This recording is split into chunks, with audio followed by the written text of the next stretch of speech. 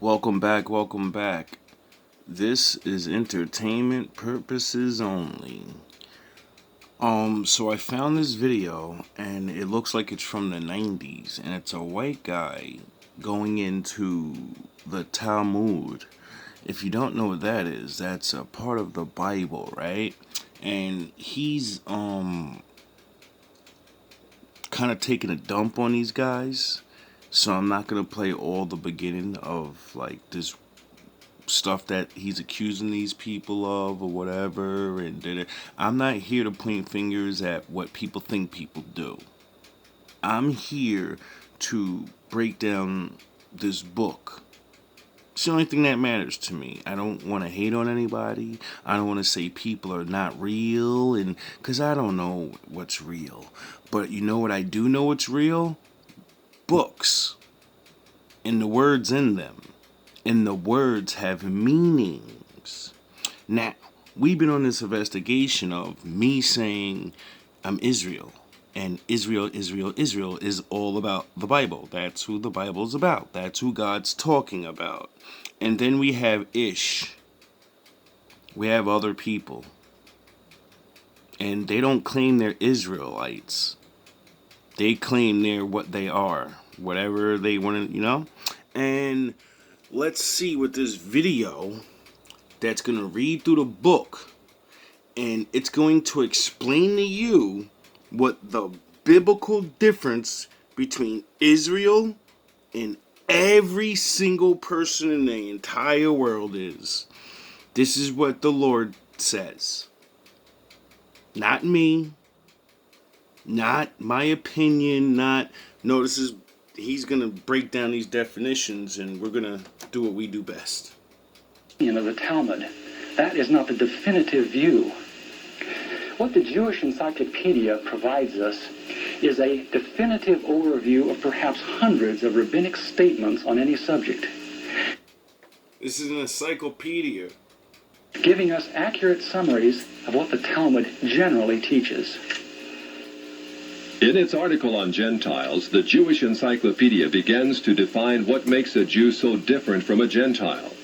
According to the rabbis, only Israelites are men. Gentiles they class not as men, but as barbarians. Jew so different from a Gentile. According to the rabbis, only Israelites are men. Gentiles they class not as men, but as barbarians. Since Gentiles are not men in the full... Were there people called the barbarians back in the day? Yeah, we all know about that. And has anybody ever questioned where are they now? Because when you really read history and you see things, you see that they were everywhere like everyone else. Where are they?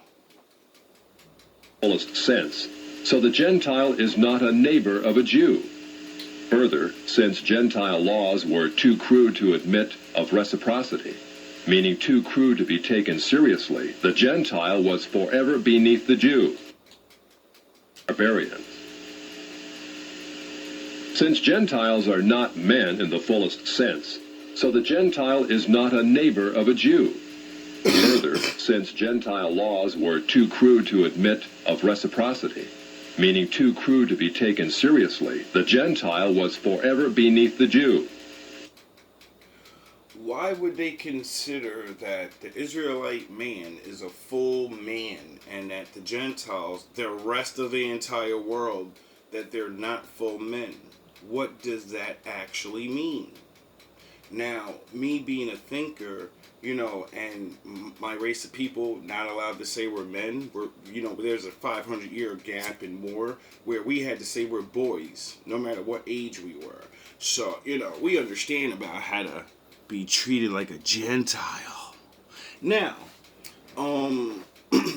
at first I thought, like what we all think, what I just said, it's a thing. They get to say you're not a full-grown man or no, and that's what I thought. And then I read the Bible, and I seen that the Lord made man, and then the angels made other men. the Lord breathed the breath of life into Adam, and the angels don't have the breath of life. So that would make the guy that has the Lord's breath in him, that would make him what? What would that make him? The one breathed his essence into his man, and the angels that are under him made their own men of the world and women, and they made them alive. They just don't have the breath of life. So who would be full man and who would be, Gentiles? Gentiles were outlawed by God from the beginning, and thus had no property rights. The Almighty offered the Torah. According to what that just said, if you're a Gentile, you cannot own property on the physical earth. I wonder why. Oh yeah, because the big dog said, Adam, this is your playground and everything in it. It's yours. To the Gentile nations also, but since they refused to accept it, he withdrew his shining legal protection from them and transferred their property rights to Israel, who observed his law. Since the Talmud outlawed the child, or issue of a Gentile, as that of a beast, a Gentile had as little legal rights in a Jewish court as did an animal. The Talmud states that if a Gentile sue an Israelite, the verdict is for the defendant, the Israelite. Conversely, if the Israelite is the plaintiff, he obtains full damages. Because the Talmud conspires against... Wow, that kind of sounds like these people of Israel back in the day literally was like, everyone else is a nigger, and it doesn't matter what you niggers say. If you accuse me of anything, you're just a fucking nigger. Your word means nothing. No one's gonna believe you, and no one gives a fuck. Shut the fuck up and get in your place.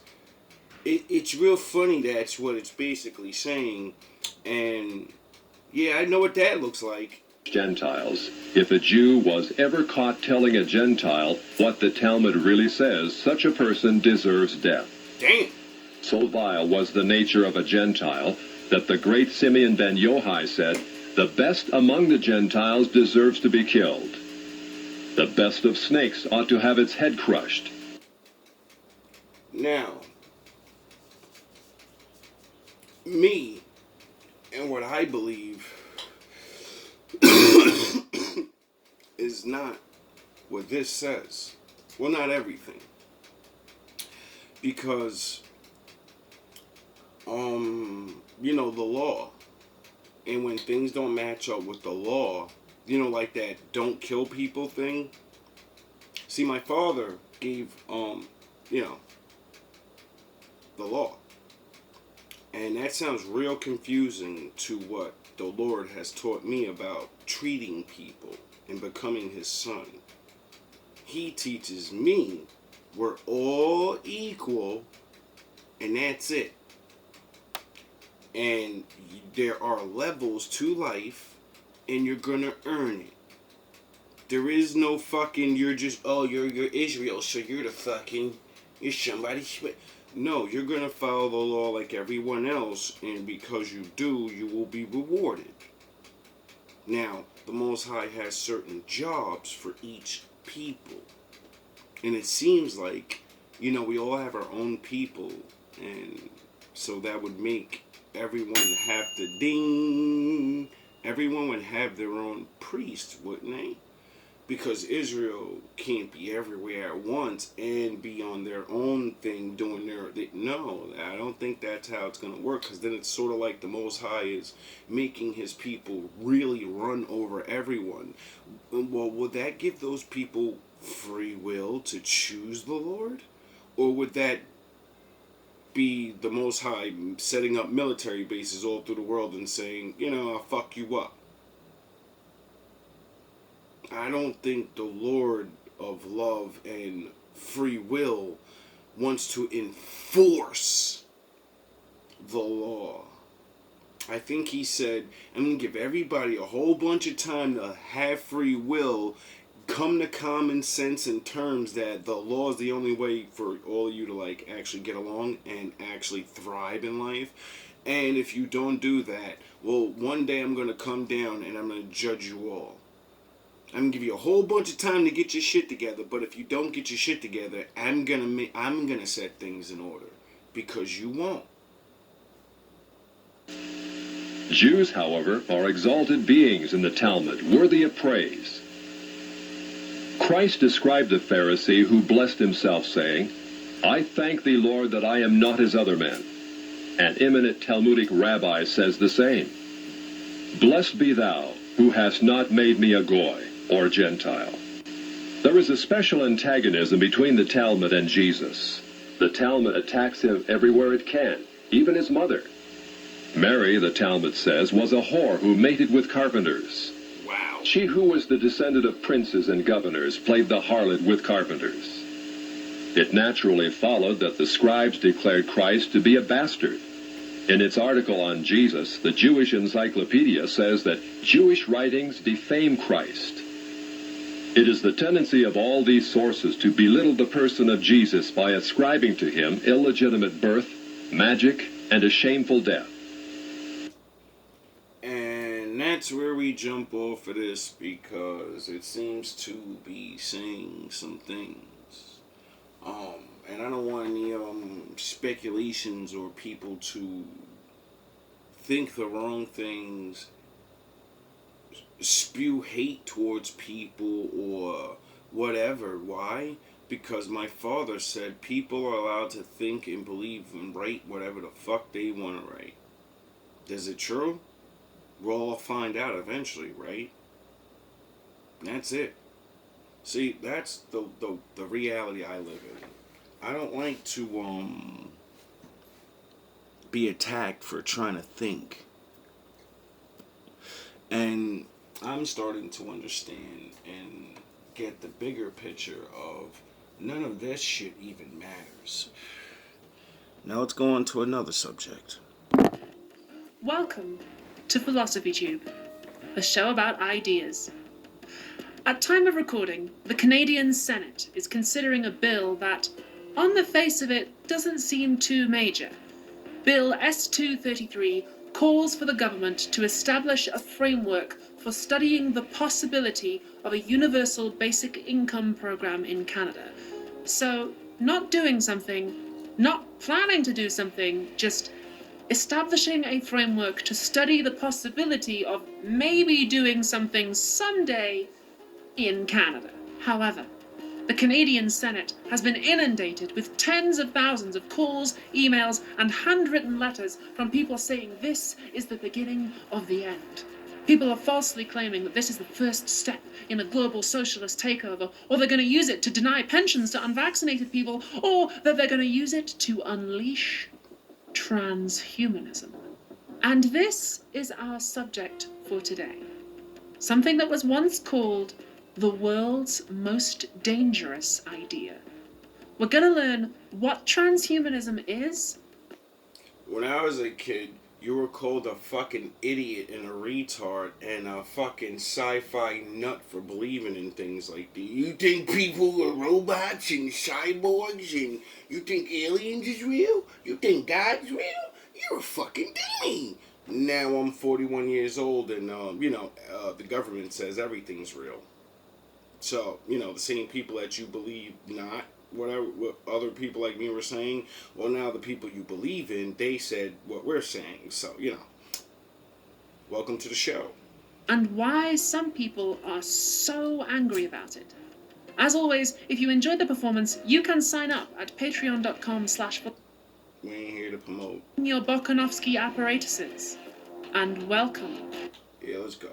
Come on. We ain't got time for this. Us to go beyond current human limitations. Transhumanist philosophers write about medicine and cognitive enhancement, genetic engineering, cloning, artificial intelligence, uploading your mind into a computer. The Oxford Online Dictionary defines transhumanism as: I have merged my consciousness with the online dictionary and evolved beyond the need for puny human definitions. They made a movie about that. I never seen it. I think it's called Transcendence or some with Johnny Depp. And it popped up on a YouTube feed one day, and I wanted to watch it, and I keep not watching it, and I can't find it. I'm definitely gonna watch that movie because this is exactly what it's talking about. He was a doctor, something happens, and he uploads his mind. The movie gets like crazy because like horror movie or whatever. So they kind of like scare the shit out of people to not do it. I'm not telling people not to do this. Enhance yourself. I don't give a free will. Remember, I'm with the Most High. Most High says do what you want, and He's gonna fuck you up the way He wants to. The good team gets it, and the bad team. We all got choices to make, and natural reality of you fuck around and you're gonna find out. See, we all have to face reality. I am not here to tell anybody not to do anything. I am here to humbly plead and understand that people are going to make choices to further go ahead with whatever they want to do, and other people don't. I'm one of those people that I don't want to merge or transform really. Like, I'm going to hit shoot shit, I'm transforming. I'm not going to do nothing to my body. That's why I don't have tattoos. That's why I don't have weird hair and coloring, because I believe I'm perfect. The Lord said He made Adam perfect. I don't need to enhance anything. If I feel depression, it's because I'm supposed to. And I'm supposed to do something about it. I don't need to enhance myself. If I feel too sexualized and whatever, there's regular methods. And, is that okay that we just stick to the old ways and we be losers? Because that's what it's all about, I realize now. There are two worlds. The yin and the yang world it's coming, and no one can stop it. And I just don't want to be destroyed by the other team and your awesome powers of technology and people. And can we have our side of the world, even if it's small?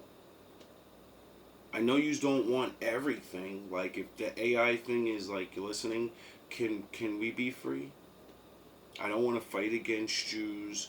I want to go on the other side and be where you don't want to be. I don't want to stop you. I just want to be left alone. That's what my father told me to do. He told me, yous are going to do what yous want to do, and He's going to let you. And He said, just go back to my world, the wilderness, and, you get ready, build your own cities and stuff, and, do your thing. Leave them alone. Mind your fucking business. You leave them alone. And I like that idea. Millions of years before Homo sapiens evolved, earlier hominins like Homo habilis were using stone tools. The Neanderthals had primitive technology like clothing, weapons, and the iPod Nano. The two really big technologies, language and fire, were around before us and indeed shaped our evolution. In a very real sense, we've always been technologically augmented. So transhumanists just ask, how far can we push it? Transhumanists want to apply technology to overcome limits imposed by our biological and genetic heritage. You want to unlock the powers that lie dormant within man that God has given us. And even the Bible says He restricted it. I don't know what powers those are, but I know for a fact that Bible says that we live to 140 years. That's the low shit, and that's the curse. And before that, it says Solomon and all those dudes were living 300 years, 500 years and all this shit. So, I get it. You just want to be able to live the whole fucking real experience, and I get it. Hey, yous do that. I don't mind my 140 years, which we don't even get. We only get 60. Transhumanists regard human nature not as an end in itself, not as perfect, and not as having any claim on our allegiance. Rather, it is just one point along an evolutionary pathway, and we can learn to reshape our own nature in ways we deem desirable and valuable. By thoughtfully, carefully, and yet boldly applying technology to ourselves, we can become something no longer accurately described as human. We can become post-human. Here's a little example so you can get a taste. The philosopher David de Grazia imagines a woman called Marina who has anxieties and insecurities and is unhappy in herself. Marina wants to take the antidepressant Prozac because she's heard it can make people more confident even if they don't have a mental illness. So she wants to use a drug, which is a kind of edible technology, to transform herself and go beyond her limitations. De Grazia asks, what do we think here? Is it okay? Is she still the same person afterwards? And what he's really getting at is, what is your authentic self? Yep. Marina decides that her insecurities are not a core part of who she is. They're actually getting in the way of who she is. We might say she does not identify with those feelings, so she uses technology to get rid of them. De Grazia says that means the self, the human subject, is not fixed and given to us, but that actually self-creation is part of what we do. Wow. What an amazing, hypothetical science fiction scenario. I have no problem with that, except there should be an age limit, because, you know, you gotta find yourself and grow into yourself and know yourself before you actually should want to change yourself, right? Like, because once you change yourself in these ways, you can't go back. And if you change someone before they actually thought about it, then you're taking their chance to think, which is you taking their free will. I mean, I'm not a scholar or nothing. The point is, transhumanist philosophers think not just about the technology of tomorrow, but also what technology could tell us about ourselves today. Modern transhumanism got going in the 1990s, when the economy existed and it wasn't uncomfortable to talk about how you like Harry Potter. And reflecting that era, a lot of transhumanist writing is quite optimistic. I don't believe that, because you just said technology is like transhumanism, meaning anytime a human being uses anything invented by a human being, you are transformed. You are no longer like the people in the past, because now you can do what they can't. So you're better than them, right? That's what so when we invent things, we live better, thus making us better and being more capable. So that's why I understand why technology is good, but I don't want to merge with it. It's refreshing, almost quaint, to hear people talking about how the future is going to be better. The actual word transhumanism was popularized in the 50s by British biologist Julian Huxley, who saw that so many people are forced to live worse lives than they need to and never reach their full potential. Very true. Huxley thought that with the right application of science and reason, we could solve problems like poverty or preventable illness. Very It true. is as if man had been suddenly appointed managing director of the biggest business of all, the business of evolution. I can solve a couple of problems without any technology at all. Like I just said, like that poverty thing, and like, you know, housing and the clutterization of the cities and stuff. There's so many people in these small areas that they're cluttered. A lot of people don't want to go along with the world, and you know, there's a lot of land out here, so the people that don't want to transform, they can go to out of the cities where everyone wants to transform, and then you guys can have all of that, and then that makes room for all of you guys, because then all those people leave, and then you can transform and make transformer families and occupy all those empty spaces, and then the people that leave, they get to go do whatever it is they do.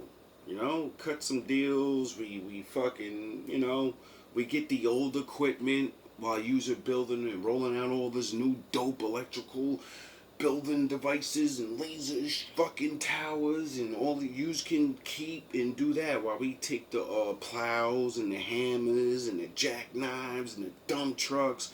We you know, that way we get all that stuff out y'all cities and out y'all way too. See how we save you money, manpower, and moving things, and we all could be peaceful. Appointed without being asked if he wanted it and without proper warning and preparation. What is more, he can't refuse the job, whether he wants to or not, whether he's conscious of what he's doing or not. He is, in point of fact, determining the future direction of evolution on this earth. That is his inescapable destiny, and the sooner he realizes it and starts believing in it, the better for all concerned. Huxley's work is grounded in this real desire to make the world a better place. Nothing wrong with that. But at the same time, he was also a eugenicist. Oh, shit.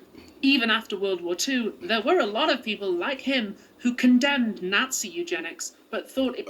let's just skip over that. A lot of people are made uneasy by the idea of transhumanism. And maybe some of that unease comes from the suspicion that tech can be more than it seems. So let's talk about that. Let's talk about the technology that changes human beings. We're gonna do a part 2 to this.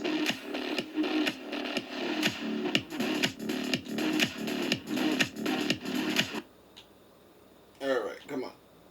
Example is overpasses in New York that were designed in the 1920s by architect Robert Moses. Allegedly, Moses deliberately built the overpasses too low for buses to get under.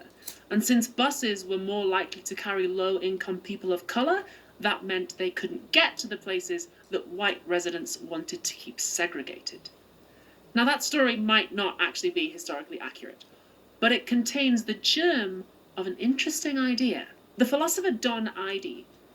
Now, as you in your next picture with your little hammer, you know, that's concerning after you just, you know, say how a racial thing, how they block us out of like the good shit. But that's okay, because I get it. It's, you know what I mean, an image of threat. And like I just said, we don't want in that. You don't gotta threaten us. Maybe it's just I'm taking it like that, but that's just weird that you appear the next, you know, thing with a hammer after saying that racial thing. And like, you don't need to block us. You don't. You can do whatever you want to do. We want to do what we want to do. And I understand the elders before us with the Bible and their fucking damn you to hell and listen, they didn't read the part where they said this is y'all world. They forgot the part where the Bible says you guys finish taking over and, you know, do whatever the fuck you want to do. I studied that part the most, and there was supposed to be an agreement made where we get to like leave